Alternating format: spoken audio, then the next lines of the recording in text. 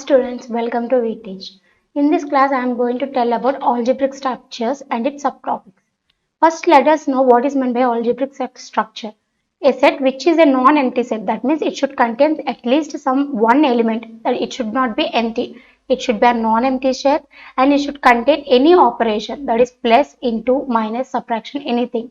So, a set which is a non-empty set and which contains an n-ray operation is called as an algebraic structure. So let us see the definition again. A subsystem containing a non-empty set and one or more n-ray operations on the set is called as an algebraic system. Very simple. Next, an algebraic system is denoted by set. Here S is the n-ray operation, S is the subset, that is non-empty set, and F1, F2, F3. It is the n-ray operations performing on that set. Okay. Next, we mostly deal with algebraic systems from n is equal to 0, 1, 2, 3 and so on, containing one or two operations only. At most we will have only two operations, or more than two will not be encouraged here. Now let us see the general properties what we are discussing in this topic.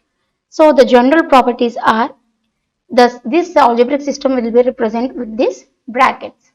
S comma star plus star will be denoted for multiplication. This is denoted for multiplication, and you all know plus is for addition or sum. Okay, it is an algebraic system where star and plus are the binary operations. What is binary operations? Which are performed between two variables. By means two. So between two variables we will perform this operation. So it is called as a binary operation. The first property is called closure. Closure means if it is under multiplication, if A star B belongs to any particular set S, then individually A should be also belongs to S and B should also belongs to S. See the definition. For any A comma B belongs to S, that means A belongs to the set S and B also belongs to the set S. Then if A star B also belongs to that same set S, then we will call it as an closure property. Example, if A and comma B belongs to Z, what is meant by Z? Z is integers.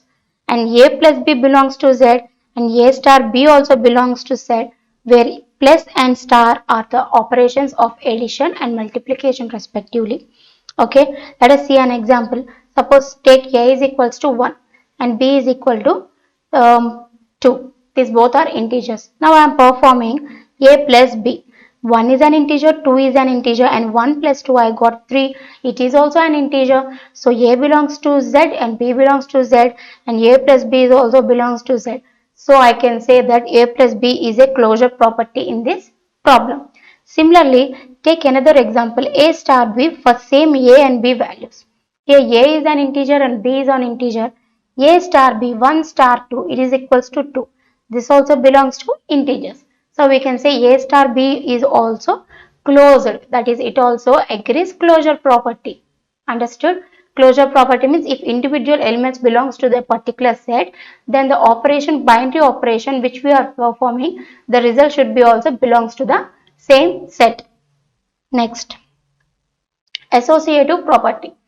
If A and B belongs to S, then associative property under multiplication means A star B star C should be equals to A star B star C. So let us take an example. If A, B, C belongs to some integer values, these are all three are integers. Now take A star B star C. I am taking A is equal to 1, B is equal to minus 2, C is equals to 3. Now perform A star B, that means 1 into minus 2, I got minus 2 star and again 3, that is equal to minus 6. Now what will be our right hand side? A star of B star C. So A star of B star C means minus 2 into 3. What I am getting here? Minus 6. And again, what is the value of A? It is plus 1 star minus 6. What I am getting here? 1 into minus 6, again minus 6. LHS is equals to RHS. So it is associative property. So Z here agrees the associative property. It is with respect to multiplication. When what is the formula, general formula with respect to addition?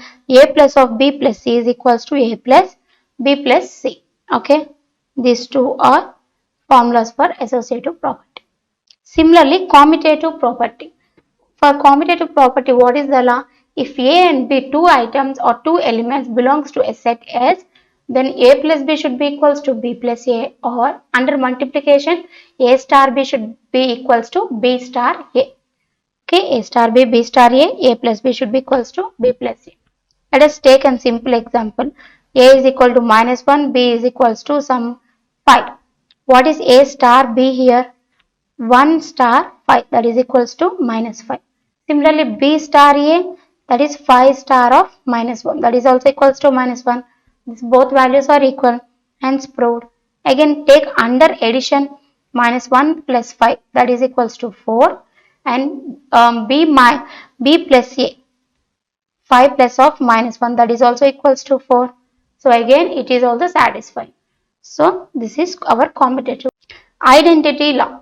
If there exists a distinguished element called E, where E also belongs to the set S, such that for any element A belongs to S, then we will have A star E is equal to E star A equal to A. If whenever we are multiplying the any element with E, we will get the same element A, or E star A or A star E, the value is same, that is A.